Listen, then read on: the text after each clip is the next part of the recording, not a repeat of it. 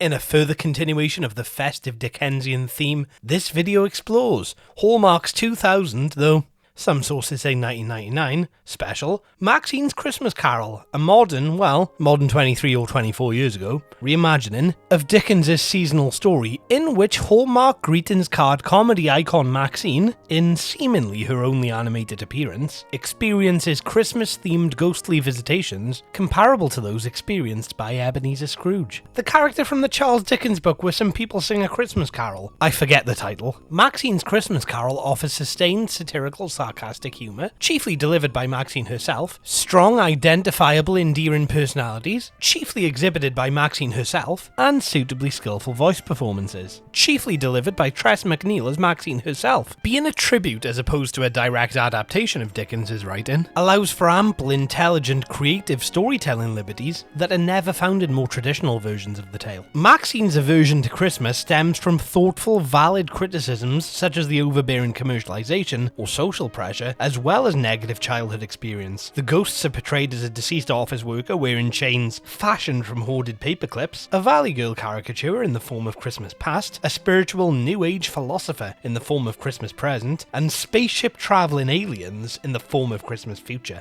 Another strength is the surprisingly genuine move-in conclusion wherein Maxine learns to be slightly more open to socialising or showing affection to positive figures in her life, rather than actively altering her entire personality. A welcome, appropriate change for this loose retelling, resulting in a similarly positive, believable message. The changes are further justified by the fact Maxine is seemingly less unsavoury than Ebenezer Scrooge ever was. He's the character from the Charles Dickens book Where Some People Sing a Christmas Carol. I think it's called The Pickwick Papers. Good old Maxine. Unlike some people, she didn't even need a ghostly cloaked figure to point out that she'd die alone to convince her to change her ways. Which is a blessing really, because the chances of that happening are statistically fairly unlikely. Believe me, I've done the research. Being visited by a trio of aliens in a time-travelling spaceship is much more likely. Dickens really missed an opportunity by not including those aliens in his book. One slight issue, which was pointed out in a Cell Specs video devoted to animated Christmas Carol movies, is that certain moments of the future segment do feel slightly melodramatic.